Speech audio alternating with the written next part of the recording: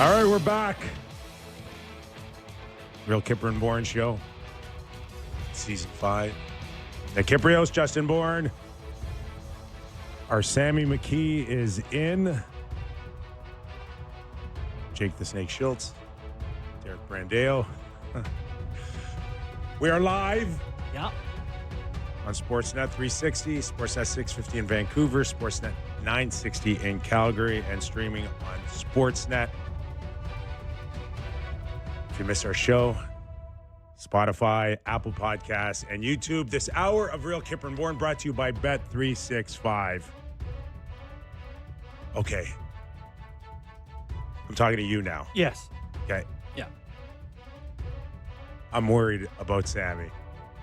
Yep. I share your concern for him, someone we care about dearly.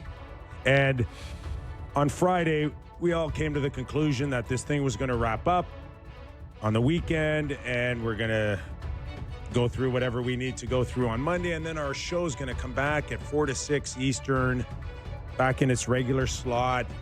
The baseball guys, Blair and Barker, fabulous job. And by the way, kudos to them. No, but fabulous job from everybody, from Dan to Buck to Hazel to Absolutely. Jamie Campbell to Spectacular Caleb to coverage. all of them. Joe, Wow.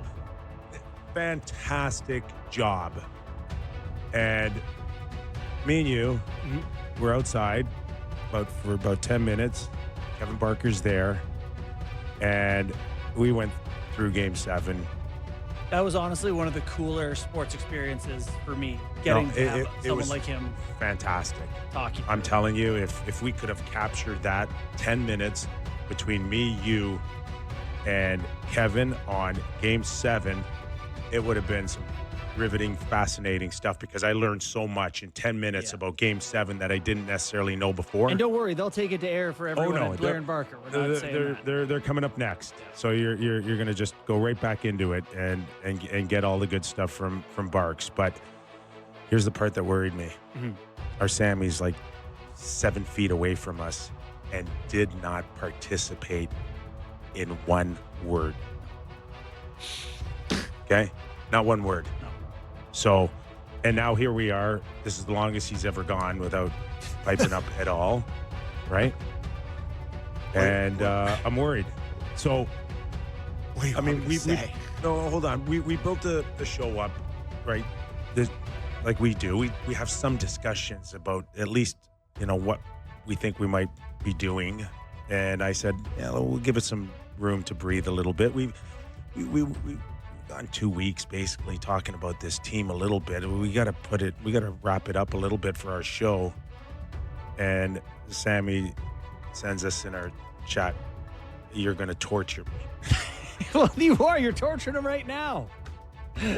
It's torture for him.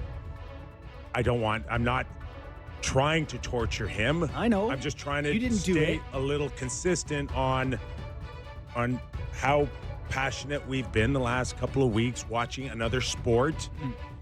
By the way, kind of play out a little bit like how we think hockey teams should play out. There's a lot of lessons, a lot of overlap. Right? A lot of overlap. So I don't want to torture him, but look at him right now.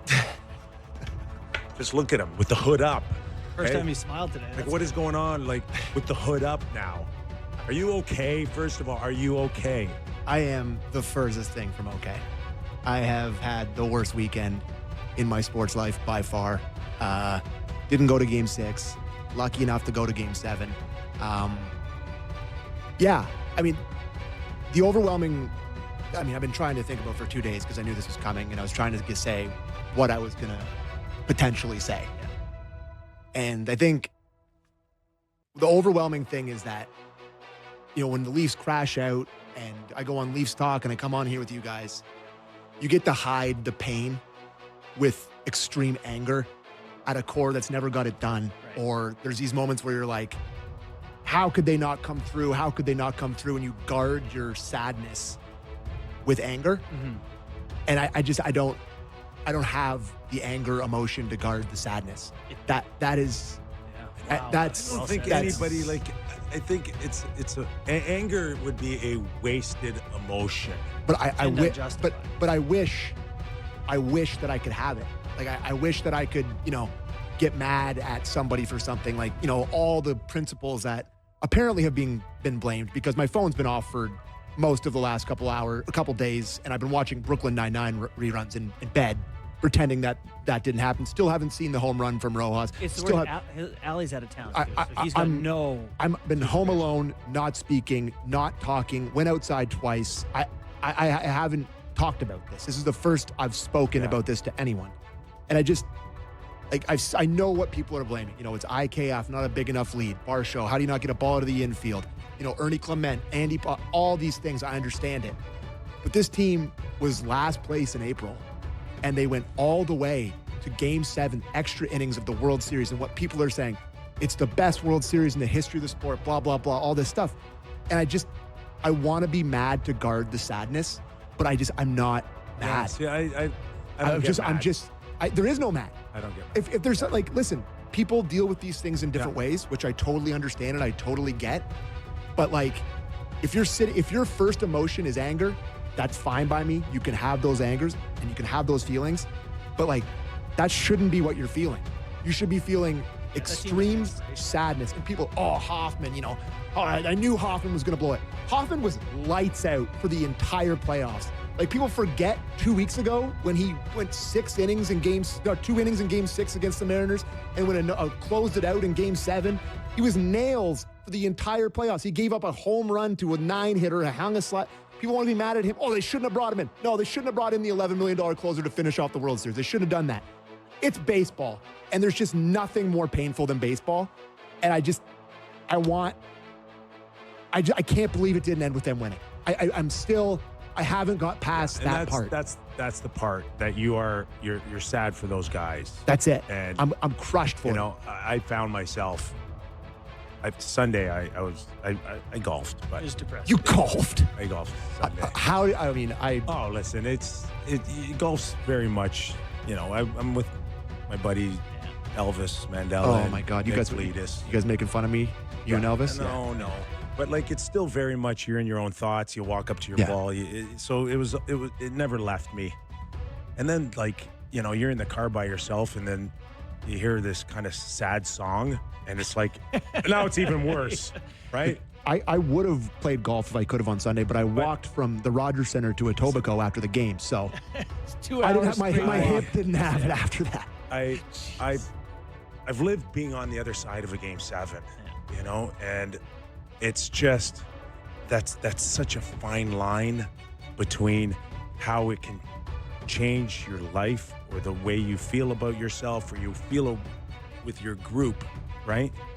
And I was gutted. For all these guys who unfortunately had the greatest experience with the greatest guys, and we know how close they are and what they said about each other, and that part even hurts even more, that when you look at each other, the most common denominator that you have is that feeling of losing. And it's just so hard to think about it all with not imagining the scenario where, IKF's foot is 2 inches farther along and it's safe and we're all doing the celebration thing. It just, how close it was makes it so much more painful. Yeah.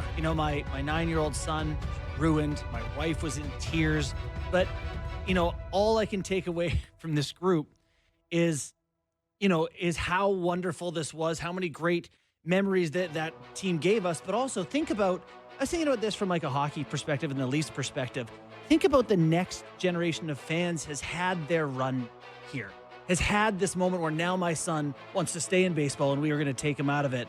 And my wife wants to get a jersey, and Jays fans there's this growth in it. God, Leafs fans haven't had that. The next generation hasn't happened for them like this. I know, but don't tell that to the guys that lost, because I know. I know. I'm talking about fans here. Yeah, I know. But for those guys, it's different. I know. I grew up a Jays fan. This experience, the last 2 weeks, a month, I turned into a baseball fan. There are times in June or July, you're in the 4th inning, you're not paying attention.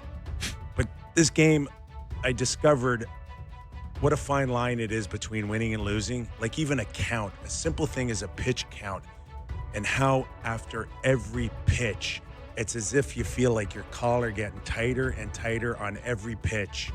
Like I'm sitting there Saturday night and I'm like, please a ball. Just please a ball. Throw a ball. It is walk funny. them. Walk them. The game will start, and it's suddenly 2-0 count to Ohtani to start the game, and you're like, oh, Yeah. we're ruined. He's going to see a strike. And it's like, it's incredible on how truly this is a game of inches, and we know the play at the plate for sure, and the leadoff, and people want to dissect that all.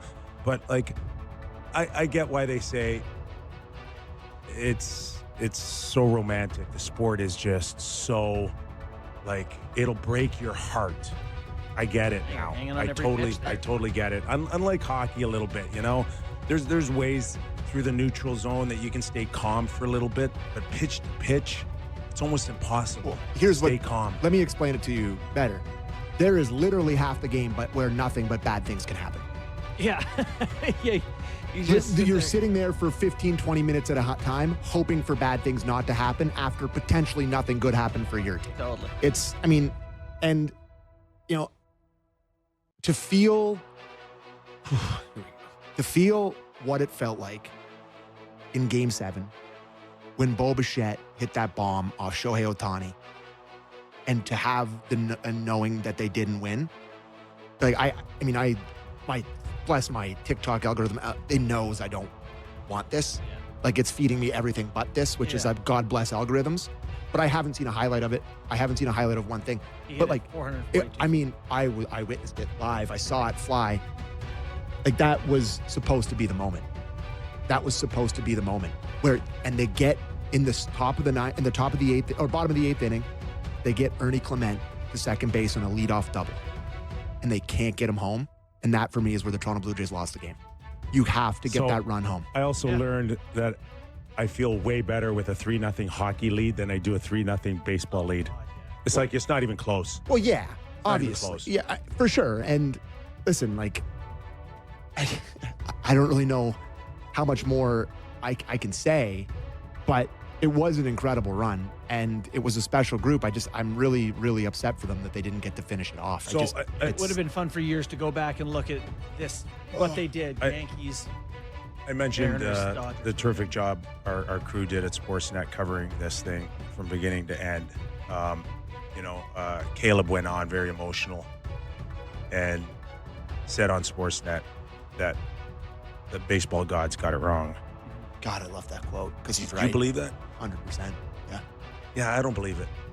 Yeah. He does terrific work. I just don't have the opinion that I believe that, just in Dave- terms of, I'll get my poppy here. When did it fall? Here's what I'll say. I mean, they outscored them by a bunch of runs. They, it just Like pretty much every metric, they were the better team over the series. far better team. And listen, our boy Caleb's taking a beating online, and I've seen a ton of people making fun of him, but I probably would have said something similar in the moment.